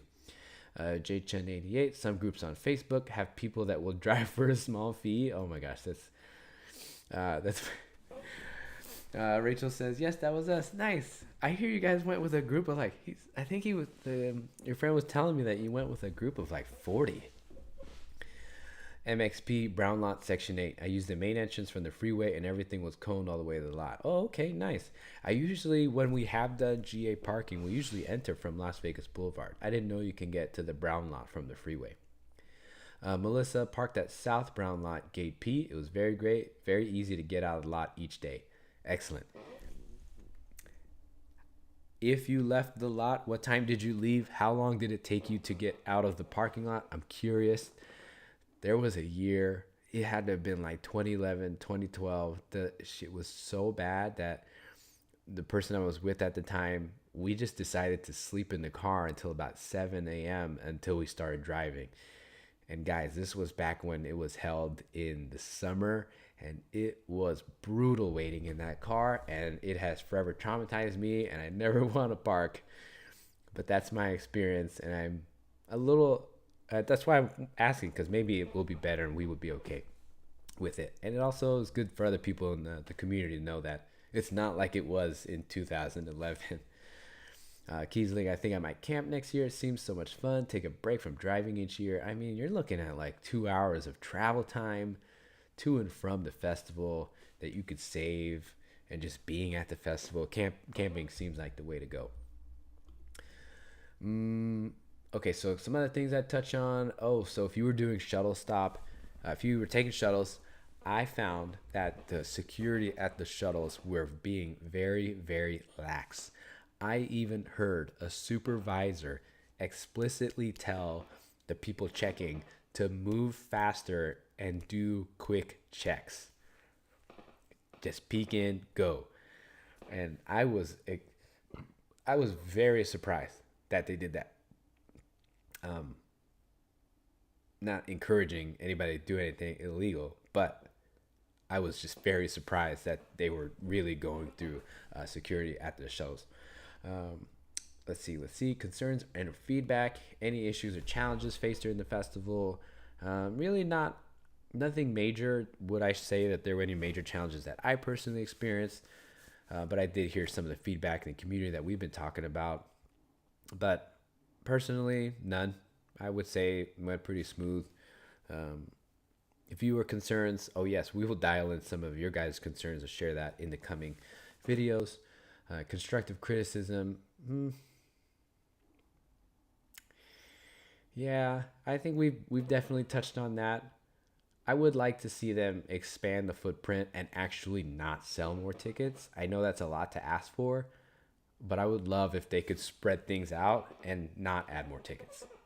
Like, I don't want them to spread things out if they're just going to add more tickets, but I'd love to see them push things out and give more room. How can EDC improve for future events? You know, EDC, Insomniac does an excellent job of taking people's feedback and improving. So, you know, we've seen the Kinetic Field GA area improve slightly this year to improve some of the crowding. But at the same time, it's like there's always one thing, you know, it might be this and then something else doesn't go well, right? I think the shuttles, in my experience, were going well and had no issues. So I guess let's see, if I could choose one thing that they can improve on, I think it'd be less stages, right? Like, I don't think we need that many, but that's just my opinion. So as we look ahead and we think of touch a little bit on the future of the channel, we know we have I still have some more I have a lot of EDC content to come through, but I'll only be doing a couple videos for now, and then the rest of it will definitely come out next year. I have Hard Summer content coming out. The festival is in August. We are planning to do Crossed in the fall here in San Diego. The lineup for both days is just one of the best lineups at the Crossed festivals in San Diego. And I love that festival. It doesn't take as much preparation. We live in San Diego, so we go to the festival, we come back home. It's one of my favorite. And I do hope to also start doing content for other EDCs, even though I maybe have not been. I do think that the content and the tips are pretty similar, and happy to help out people who are going to EDC Orlando for the first time or EDC Mexico. Definitely looking forward to also checking them out. So we'll hope to see that within the next year as we move towards 3,000 subscribers. And yeah, so I think that's where we're at. And looking ahead, I definitely think this live stream has made me consider actually going to EDC 2025. So we'll wait for Mrs. Tour Guide to come home with the Chick-fil-A, and we'll definitely sit down and talk about it. And if you guys are still here in the chat, just want to say again, thank you for being here. Thank you for joining me. It means a lot to me. And don't forget that like button. And if you haven't yet, definitely consider subscribing. I really appreciate it. So we'll review some of the chat. If you guys have any last minute questions, I'd be happy to answer them. And I'll probably wrap this video up within the next 15 minutes or so. Boom, boom. Gate 3. Nami Solo. Was that purple lot every day? The walk wasn't so bad. Nice. I think the purple up. Yeah, I gotta double check. But good. This is good information for me. I'll have it in the replay. So when we put together the tips for next year for parking, I'll definitely have this information to share with other viewers. Geodude, green lot was hella far but quick to leave, no time at all. That was the tip from last year. I thought that because the lot was so far that it would not be good, but because it's so far, I hear it makes it quick to leave. Girls Swamp, your videos help sway me to get my ticket, and I'm going next year. I love knowing that I'm the deciding factor in people's decisions. I don't know if that makes me an enabler or just makes me definitely shows that I have some influence and you guys are taking it. So I love it. I hope that you have an amazing time for your first time. First time experiences now are nothing like they were years ago. MXP, we left at 4 a.m. each night. That's a good time to leave. That's my time to leave. I love 4 a.m. Through the lot 15 minutes figuring out where the exit was. Otherwise, very easy to leave. Nice. That's usually the biggest challenge, is like, which way do you drive for the exit? JChun88, I kept laughing at the trail of red lights every night and morning. I bet, especially if you're flying by a helicopter. The weekend 2 option would be nice. Then can have many non-conflicting artists performing. I would love that, you know. I would. Oh. I probably would not do any other vacation in the year if it meant I could do EDC twice. Faith Thomas, I'm a new raver. Beyond SoCal 2020 was first. Want to be more multifaceted, which is why I went. I'm usually a beekeeper, keep to myself and keep the house together. Hey, be like that. You gotta explore and find new things, and you know, I think that you're gonna have an amazing time just exploring.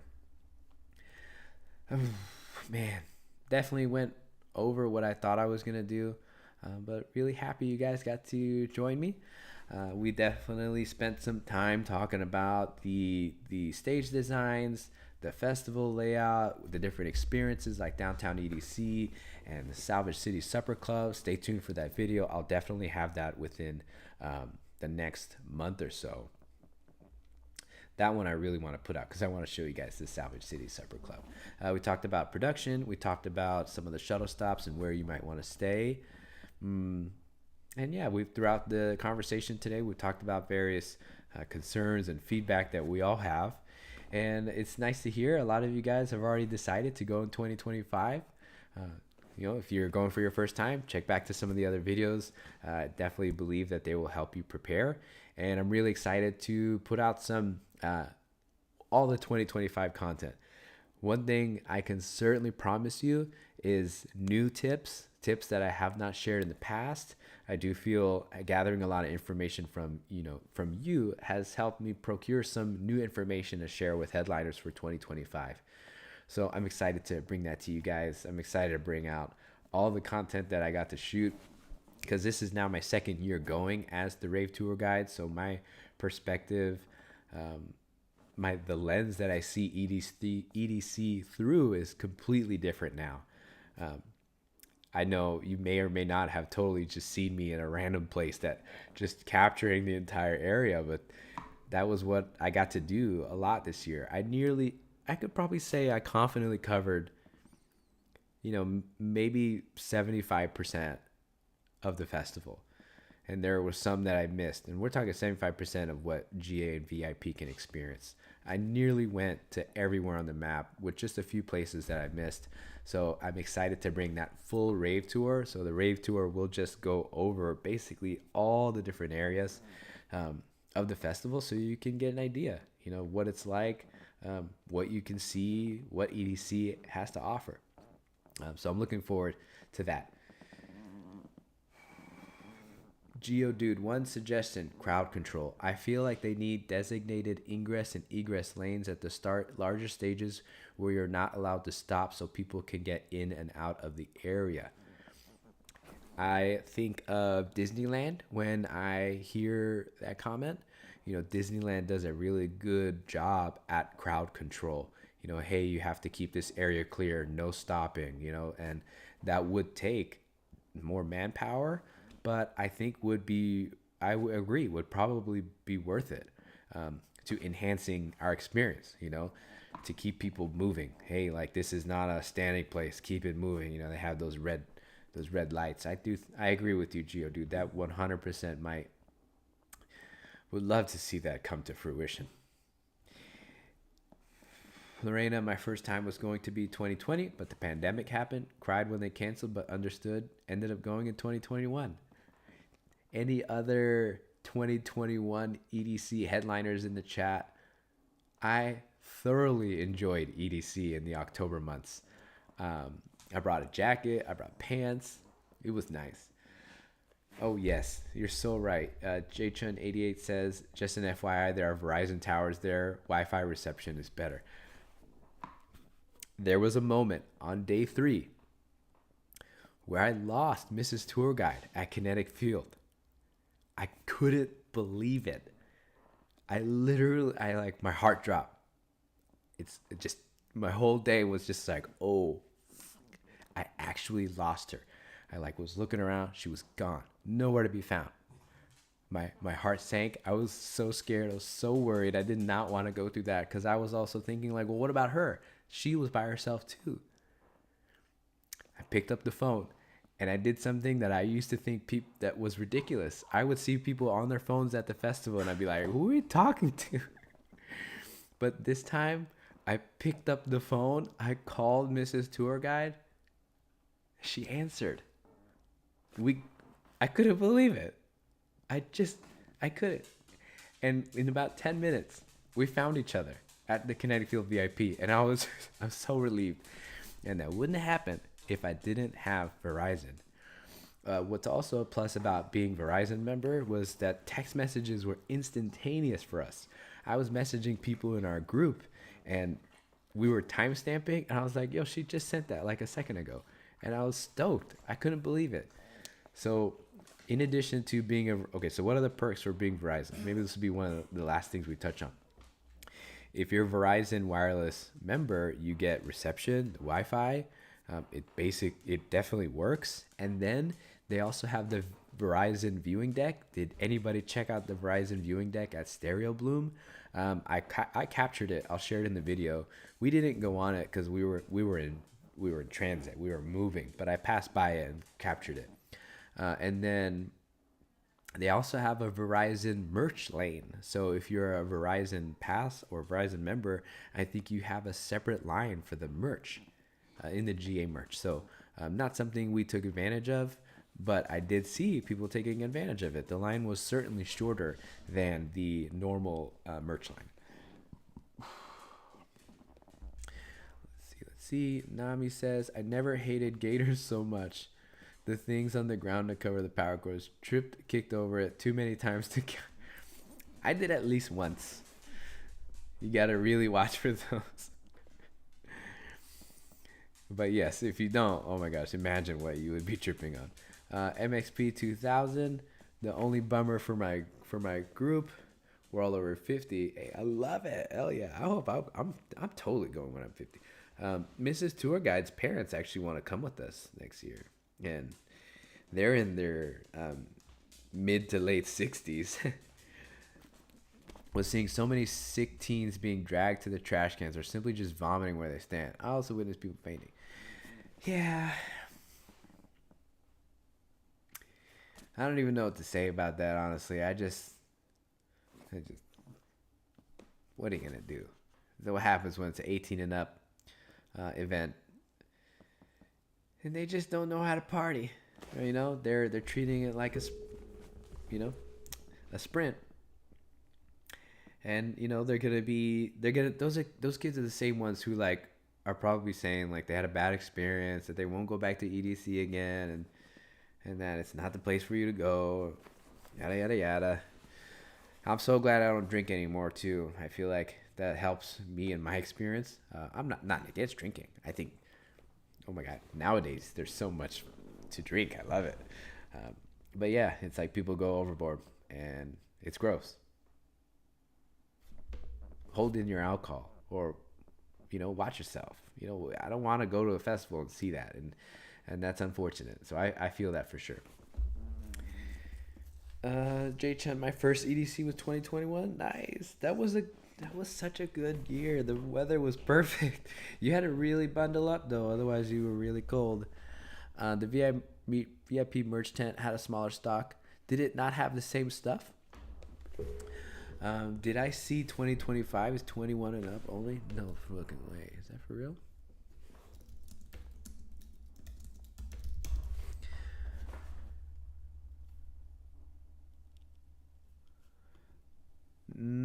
according to the EDC website, ages where the hours and info, ages and ID still says you must be 18 and up to enter and 21 and up to enter for alcohol and VIP.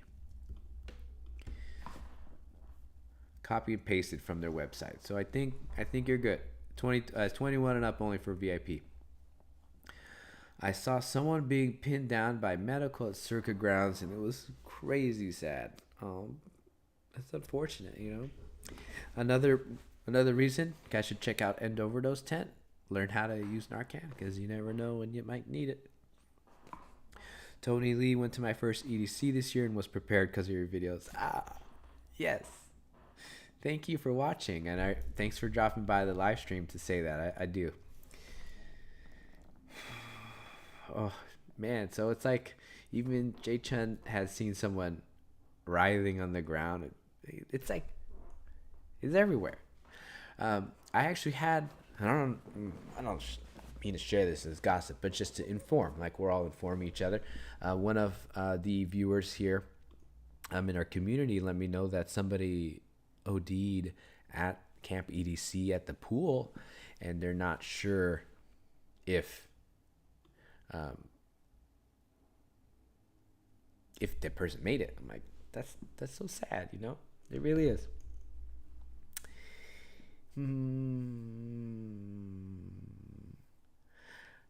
Well, what a live stream it has been. You can obviously tell that the sun's coming out. It's nighttime. The Chick-fil-A is almost here.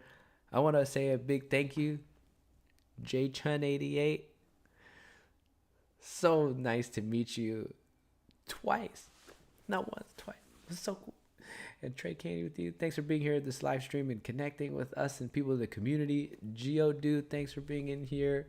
Tony Lee, Lorena, MXP 2000, Julian, Nami, Kim, Faith, Girl Swamp, Kiesling. Yo, Logan, thanks for coming to the meetup, man. I can't wait to share your interview. I was listening to it, man. It's touching, you know? I feel like that's the stuff that people should really hear when they hear about why go to EDC Las Vegas. Is the stuff that, you know, I got to capture in those interviews. So I'm really excited to bring those to you guys. Do stay tuned for some more EDC Vegas content in the next 2 to 3 weeks. After that, I'll move into some hard summer content, and I'll move into some other probably some other music festival content, like preparing for EDC Orlando in November. And then in the next year, probably early 2024, I'll start to crank out EDC 2025 content again. It'd be my favorite time of the year. Big thank you for all of you guys for being here. Happy Tuesday to you. I hope you have an amazing weekend. I know it's coming up, but I might not see you. So have a great week. Have a good weekend. Good night. Good day. Good morning. And I'll see you guys on the next one.